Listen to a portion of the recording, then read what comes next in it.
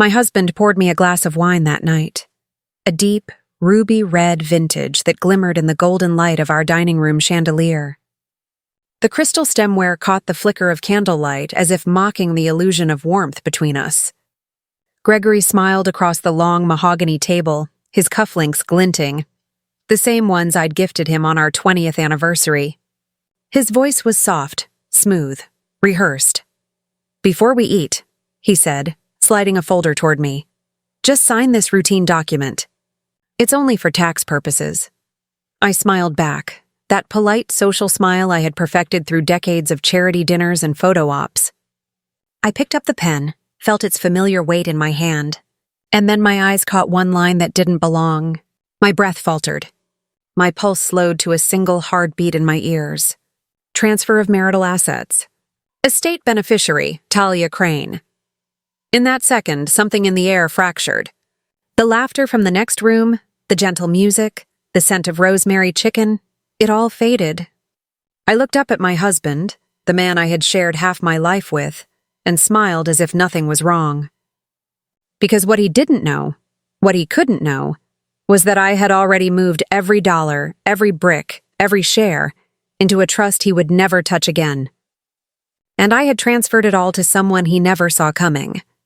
My name is Elena Whitford, and for 29 years I believed I had a stable, devoted marriage.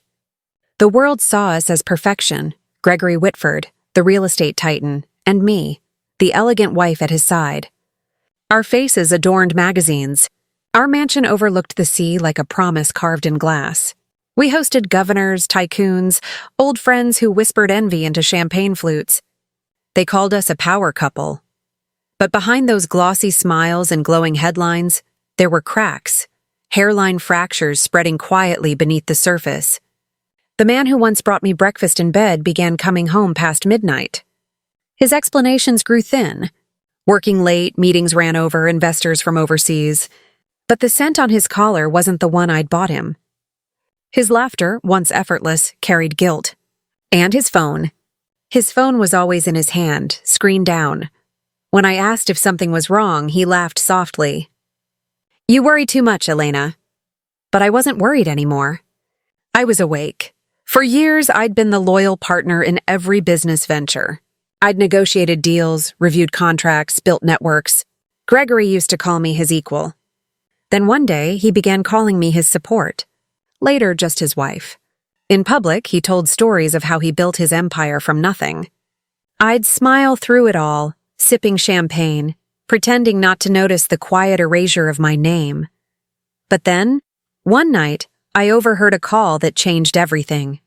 His voice, low, intimate, unfamiliar. "As soon as she signs, it's all ours," he whispered. "She won't see it coming." That was the night I stopped being his wife and became something far more dangerous. Aware. The next morning, his attorney, Samuel Drake, arrived at our home without warning. A man I had known for decades, who once sent me fruit baskets when I was ill. But this time he avoided my eyes. He placed a stack of documents before me and said, "These need your signature, Mrs. Whitford. Routine forms, to prevent tax penalties before next quarter." His tone was too polished. His hands trembled ever so slightly. I smiled, thanked him kindly, and set the papers aside. No questions. No confrontation. When Gregory entered moments later, he kissed my cheek as if nothing had shifted. But I saw it, the twitch in his jaw, the flicker of impatience. "Did you sign them yet?" he asked too casually. I smiled. "I want to read them carefully tonight." His gaze darted to Samuel. The silence that followed was deafening. That was the moment I knew this was a trap. That night, I didn't sleep.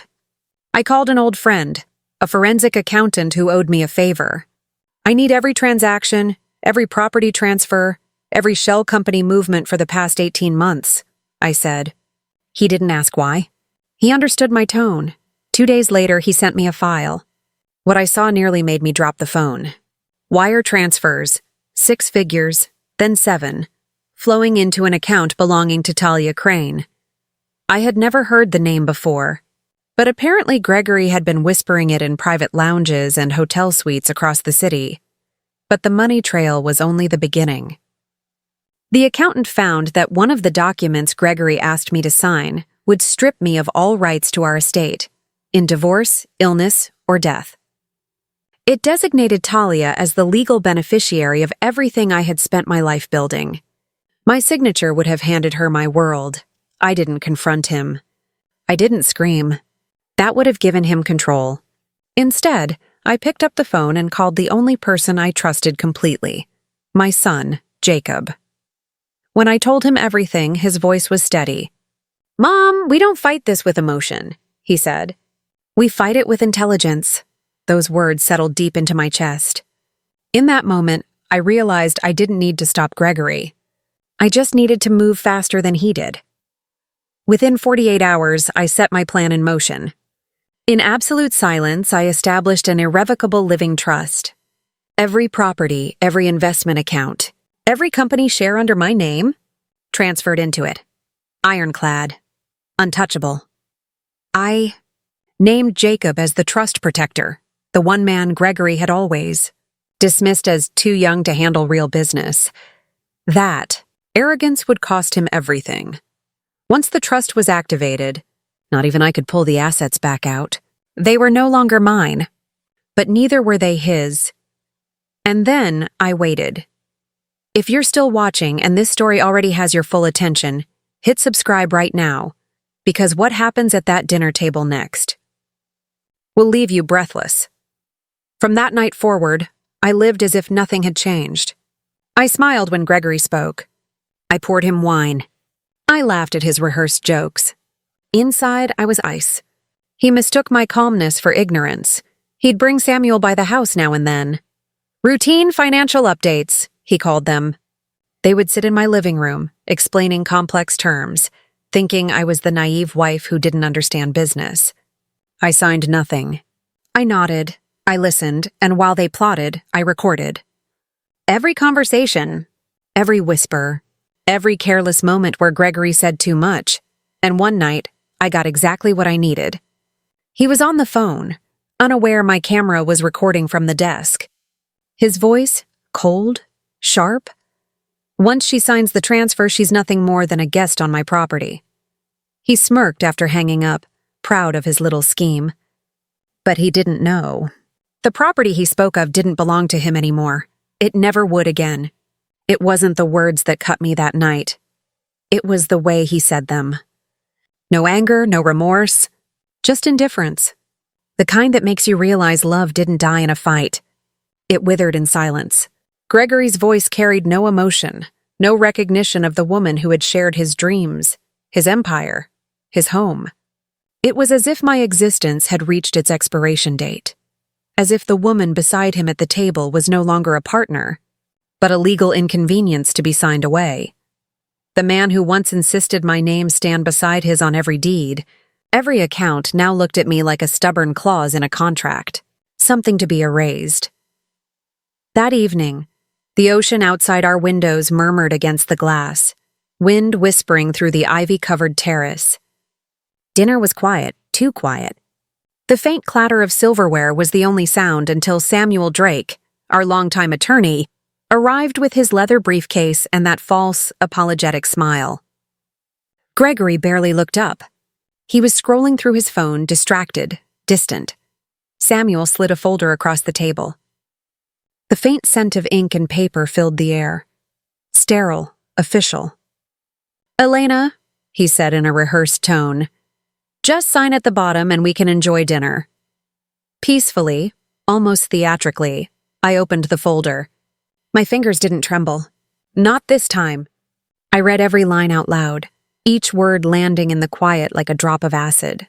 Transfer of full estate control in the event of medical incapacitation. Renouncement of all marital claims. Primary beneficiary, Talia Crane. Silence. A deep, dense silence.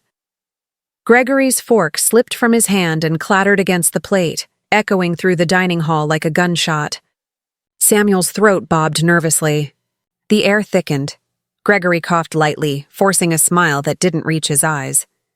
"You don't need to read that out loud, Elena. These are just Precautionary clauses. Legal language. Talia is simply a business proxy for confidentiality. His words oozed smooth confidence, the kind of calm men use when they think they're still in control. I looked at him steadily, my voice low but cutting. Why is your business proxy receiving secret bank transfers? His jaw locked. His smile faded. The mask slipped for just a second. Samuel interjected, voice trembling slightly. This is just procedural, Mrs. Whitford. Everyone in your position does this. You're overthinking it. I closed the document carefully, letting the leather folder snap shut. Is that why she wears my jewelry, Samuel? I asked quietly. Is that why my card statements show hotel suites I never visited? Gregory's expression hardened. The man across from me, my husband, finally looked at me, but there was no affection in his eyes. Only irritation. The same kind you'd give an employee who spoke out of turn. Elena, he hissed under his breath. Stop embarrassing yourself. Sign the paper. That was it, that tone, that arrogance. It stripped the last illusion away. He didn't see me as his wife anymore. He saw me as an obstacle, one that needed to be removed. I felt my pulse rise, but not from fear. It was the sharp electric clarity of betrayal, the moment your heart stops mourning and starts calculating. I turned to Samuel, my voice calm, measured. If I refuse to sign, what happens? Samuel hesitated, his lips parting. This document protects Gregory. Refusing might result in legal consequences. Gregory leaned back in his chair, that smug, knowing smirk crawling back onto his face. And then he said the words that sealed his fate. If you don't sign, Elena, I'll file for divorce tomorrow. And I promise, you'll walk away with nothing. He wanted to break me. Instead, he set me free. I stared at him, not as the man I once loved, but as the stranger he'd become. The realization hit me like calm lightning. This man had emotionally divorced me long before he ever planned a legal one. He believed I was powerless, that he still held every card. But he had no idea that the deck was already stacked against him. Because betrayal was a game he thought he controlled, and I had already won before he even started playing. I said nothing. I simply rose from the table, my chair scraping softly against the marble floor. Gregory's smirk faltered. Samuel looked confused. I placed the unsigned document neatly back into its leather folder and slid it toward them. Enjoy your dinner, I said quietly. Then I turned and walked away. The long hallway stretched before me, the sound of the ocean whispering through the open terrace doors. My heart was steady. My steps, silent but certain. Upstairs, in the dim glow of my study, I opened the safe hidden behind a framed oil painting. Inside, the heartbeat of my future, lay the official court-stamped documents, the irrevocable trust I had already executed. Every property, every investment, every business share, legally shielded, untouchable. My son Jacob, named as the trust protector. The one person Gregory had underestimated his entire life. I ran my fingers over the embossed seal, feeling the weight of freedom in paper form. For the first time in years, I exhaled without trembling. Gregory thought I was a passive wife. What he never knew was that before I was his partner, I was an entrepreneur, sharp, strategic, and perfectly capable of protecting myself. I didn't need confrontation. I needed precision and perfect timing. The next morning, I called for a formal dinner. I invited Gregory, his loyal attorney Samuel, and, with calculated grace, the woman herself, Talia Crane. I told them I was ready to sign the estate transfer in front of witnesses, to make everything official. Gregory's reaction was everything I expected. The proud smirk, the self-satisfied gleam in his eyes, the predator believing the prey had surrendered. Talia arrived early, wrapped in a shimmering gold gown, her perfume filling the air like arrogance. She smiled at me as though she were already queen of the estate. They had no idea that the very pen they placed before me would be the one to sign their downfall. We gathered at the long mahogany dining table once. More, the same stage where betrayal had once been served for dinner. Samuel stood at the head, holding the document like a priest holding scripture. Gregory raised his glass, voice full of charm and deceit. "To new beginnings," he toasted, glancing at Talia. "To a smooth transition of leadership." Talia smirked, crossing her legs, the diamonds at her ears catching the light. "My diamonds." I stayed silent, my expression unreadable. I let them bask in their delusion a little longer. Gregory looked at me not like a husband, but like a CEO sealing a deal. Samuel placed the papers in front of me, his tone confident now. "All you need to do is sign at the bottom, Elena." My hand hovered over the pen. For a long, heavy moment, the room waited. I could feel their breath hitch, Gregory's anticipation, Talia's glee, Samuel's relief. But instead of signing, I placed the pen down softly. Then I looked up, met Gregory's eyes, and smiled. A small, deliberate smile that told him he'd just stepped into a trap he would never escape. "Before I sign anything," I said, my voice calm but unshakable, "we need to clarify who actually owns these assets." The air in the dining room had turned heavy, thick with unspoken tension, like a storm pressing against glass. Gregory's once cocky smile began to fade, his jaw tightening as I spoke the words that would begin to unravel him. "You're attempting to transfer full ownership of the Whitford estate," I said, my voice calm but cutting through the air like a blade. "But legally, none of these assets are part of our marital estate anymore." For a moment, no one moved. Even the sound of the chandelier's faint hum above us seemed to die out. Samuel blinked, confusion flickering across his polished facade. "What do you mean?" he asked, his tone wavering, as if he already sensed the ground shifting beneath him.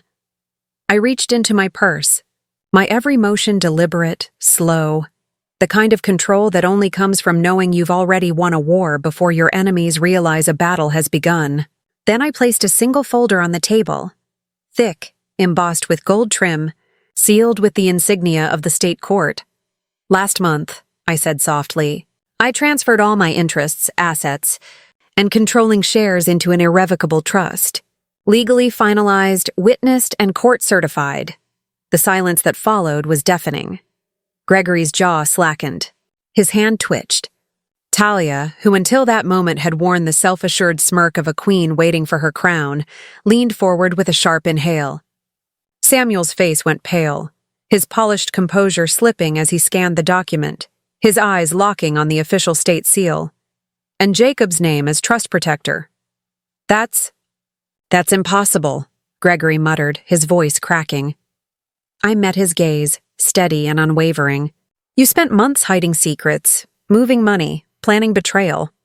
You thought I was blind.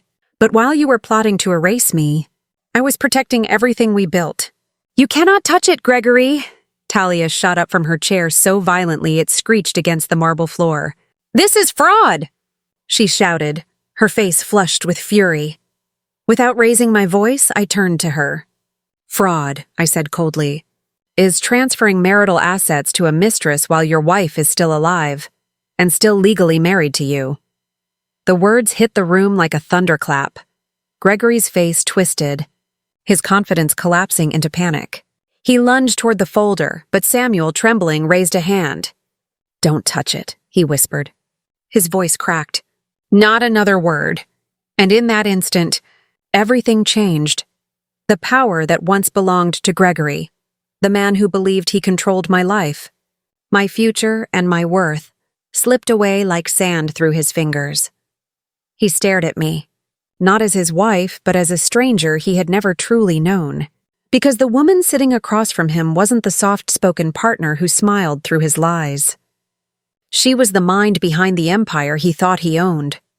He tried to recover his tone, to sound authoritative again, but his voice trembled under the weight of his own collapse. "Elena," he said slowly, "this trust can be revoked if I file for dissolution of marriage." I didn't blink. Instead, I reached for another folder and slid it across the table. The sound of paper against polished wood cut the air like a blade. "No," I said evenly. It cannot. It's an irrevocable trust, executed under independent counsel with court protection. You have no authority, no access to touch it, contest it, or benefit from it. Samuel's shoulders slumped. He looked ill, his career unraveling before him. Talia's confidence shattered. Her trembling fingers flipped through the pages, and when her eyes caught the execution date, weeks before their scheme began, she froze. Her lips parted, but no words came. Gregory's world was crumbling. Piece by piece, the empire he built on deceit had collapsed under the weight of my quiet precision. Talia turned on him suddenly, her voice rising in rage. You told me everything was under your name. You said she was just paperwork waiting to be signed. Gregory slammed his fists against the table, the echo rattling the silverware. What was I supposed to do? He snapped. She's been controlling everything for years. I leaned forward, calm amidst the chaos. Controlling? I repeated. No, Gregory. Protecting. Protecting our legacy, our employees, our future. From the very thing you just tried to do. Hand it all over to someone who didn't build a single brick of it, Talia scoffed, rolling her eyes. Legacy? She sneered. You didn't build any of this. Gregory did all the work. That was when I knew the time had come. The moment I had been saving for. I stood slowly, letting the tension rise with each breath, and pulled out one final document. I placed it in the center of the table like a final verdict. This, I said, my voice firm but steady, is the founding agreement of Whitford Industries. Dated 29 years ago. Signed by both of us, Gregory's eyes widened. You acknowledged me as co-founder, with equal jurisdiction over every entity. Company shares, properties, partnerships. You never had sole ownership, Gregory. You just assumed I would never use the power you once bragged about giving me. He looked down at the signature, his own, and the color drained from his face. Then I turned to Samuel. You conspired to deceive me into signing away assets that were never solely Gregory's to begin with. That's grounds for disbarment. This, I said, tapping the folder, is evidence, and it's already being sent to the state bar. Samuel's mask broke entirely. He slumped back, realizing his entire career had just ended at the same table where he thought I'd sign my downfall. Across from him, Talia's expression twisted from arrogance to despair. You can't just leave me with nothing, she cried, turning to Gregory in panic. You promised me everything. Gregory slammed his hand against the table again, desperation bleeding through his voice. I promised you what was mine to promise, he barked, and now, I have nothing. Their chaos filled the room, raised voices, accusations, the sound of a life's deception unraveling in real time. I didn't say a word. I let their noise fill the air, let them hear the echo of their own destruction. Then, when the noise finally began to die, I stood. Gregory, I said softly, but my voice carried the weight of finality. This was never about winning or losing. It was about truth. You didn't just betray me, you betrayed everything we built, everyone who trusted you, the vows you once made to me. For the first time in months, he looked at me not as an adversary, but as the woman he'd once loved and lost. So that's it? He asked quietly. You're just going to take everything? I shook my head. I didn't take anything, Gregory. You gave it away. The moment you chose deception over love. And then, just as his words began to fade, the heavy doors of the dining room opened. Jacob stepped inside. My son. The one Gregory had always underestimated. He carried the trust binder, embossed and sealed, followed by 2 court officers in tailored suits. Talia's face went white. She grabbed her purse and stormed out without another word. Samuel lowered his head in silence, accepting his ruin. And Gregory simply sat there, broken, staring down at the ashes of everything he thought he controlled. Not because I destroyed, but because he tried to steal. What never belonged to him alone. And as I stood in the center of that room, the same room where he once tried to erase me, I realized something powerful. Had spent years fearing the moment I would lose. Everything. But that night, as I watched them fall apart, I finally understood. I hadn't lost anything at all. I had gained everything that mattered: freedom, power, and the truth. And that, my friends, is how betrayal burns itself to ashes. Because when deceit meets foresight, the one who seems silent is often the one already holding the match: my peace, my strength, and the truth that no one can take from you what you are willing to protect.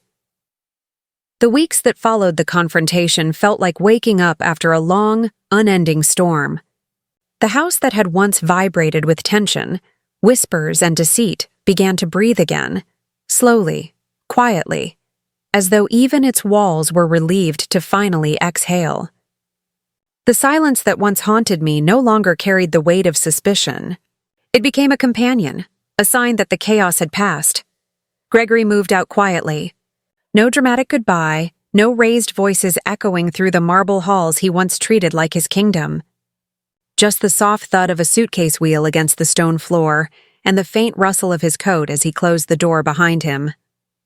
The man who used to command rooms, who wore arrogance like armor, now looked small, stripped of the illusions he once built his empire upon. Gone were the tailored suits, the shiny cars, the sycophants trailing him for favors. All that remained was him, and the gravity of his own choices pressing against his shoulders. He had chosen a fantasy over his family, and that fantasy had vanished into thin air. Talia disappeared too. No goodbye note, no apology, not even a final argument. Just silence. She left behind her perfume lingering faintly in the guest room, a few diamond earrings that weren't hers, and a memory of how greed disguises itself, smiling sweetly while it poisons everything it touches. As for Samuel, the man who once stood so confidently beside Gregory, speaking in measured legal tones about protection and procedure, the world around him began to crumble. His resignation letter came first, short, impersonal, a single paragraph, followed by the announcement of an ethics investigation that spread through the firm like wildfire. The mighty had fallen. Each one of them had been exposed, not by vengeance but by truth, and yet, amid their collapse, something extraordinary happened. I discovered freedom, not the kind you celebrate with champagne or a triumphant smile.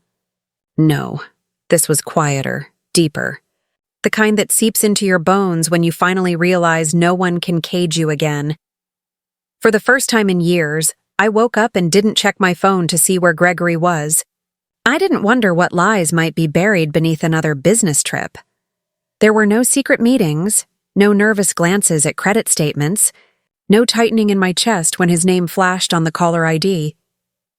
I woke up knowing everything, and everyone I cared for was safe, not because I controlled it, because I protected it. My first act as sole trustee wasn't to celebrate victory, it was to rebuild, meaning the estate that once symbolized wealth now became something entirely different, a sanctuary of purpose. The Whitford Foundation for Women's Financial Independence was born from ashes, a haven for those who had been silenced, manipulated, diminished, women who had been told, like I once was, that they wouldn't understand how money works. We turned one of the guest wings into a retreat and training center, a place where women could learn the tools to reclaim their lives. Legal literacy, financial autonomy, trust establishment, all the things I wished someone had taught me long before betrayal became my teacher. I watched as the first group of women arrived, tired faces, trembling hands, eyes heavy with stories they hadn't yet told. But over the weeks, something remarkable bloomed: confidence, hope, laughter, the sound of typewriters replacing the sound of arguments, empowerment filling the air where silence once lived. And as they found their footing, I felt my spirit heal. Piece by piece, what had been my weakness had become someone else's strength. What was once pain became purpose. Jacob, my son, my anchor through the storm, stepped into his new role not with entitlement, but humility. He didn't ask what he would inherit. He asked what legacy he was expected to uphold. "Mom," he said one evening, standing in the doorway of my study, his voice soft but steady, What do you want your legacy to teach the world? His question pierced through me, deeper than any wound betrayal had left. It made me realize that true succession is not about who owns the wealth, but who carries forward the wisdom behind it. So I rewrote everything. Jacob would inherit stewardship, not ownership, because power should serve, not consume. The estate would never again belong to one person. It would belong to the mission, a living legacy built to protect dignity, justice, and truth. Then came the day I didn't expect, when Gregory asked to meet. He arrived without a driver. No tailored coat, just a man, alone, standing at the entrance of what was once his empire. The sign in front of the gate read, "The Whitford Foundation." He stopped there for a long time, his eyes tracing the letters like they were foreign to him. When he finally approached, his voice was fragile, the arrogance gone. "So," he murmured, looking up at the building, "this is what you did with everything." I nodded. "This," I said quietly, "is what I did with what remained. Honor." For a moment, he said nothing. His gaze lingered on the women walking across the courtyard, laughing, carrying folders, building futures he could no longer touch. Then he whispered, his voice cracking slightly, "You were never trying to win over me. You were trying to save what I'd forgotten how to value." I looked at him, not with hatred, but with truth. "You didn't lose everything, Gregory," I said. "You lost control. There's a difference. Control never belonged to you, but honor always could have." He lowered his head, tears gathering in his eyes. Without another word, he turned and walked back down the long stone driveway, the same path where he once used to arrive in limousines. This time his steps were slow, almost reverent, and I didn't feel triumph, I felt peace. Forgiving him didn't mean excusing what he did. It meant reclaiming the part of me he no longer had the right to touch. My joy, my calm, my freedom. That evening, I stood in the garden as the sun sank into the horizon, its golden light bathing the roses I had replanted with my own hands. The wind carried the faint sound of laughter from the foundation hall. It was the sound of healing, not just mine, but of everyone who found their strength through the ashes of betrayal. And I realized something profound. Life doesn't test us to see what we're made of. It tests us to reveal what we're made for. I had been betrayed, underestimated, nearly erased. But instead of breaking, I became the author of my own ending.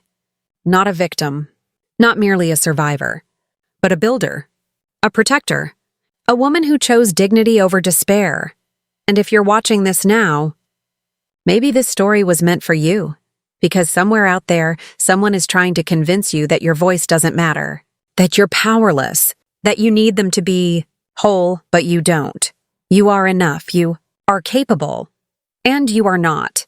Defined by the ones who tried to break you. Pause, soft piano. Fades into hopeful strings. If this story opened your eyes, empowered you, or reminded you of your worth, hit that subscribe button.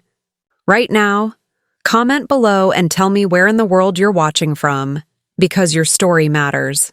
And maybe, just maybe, the next story might be the one that changes your life.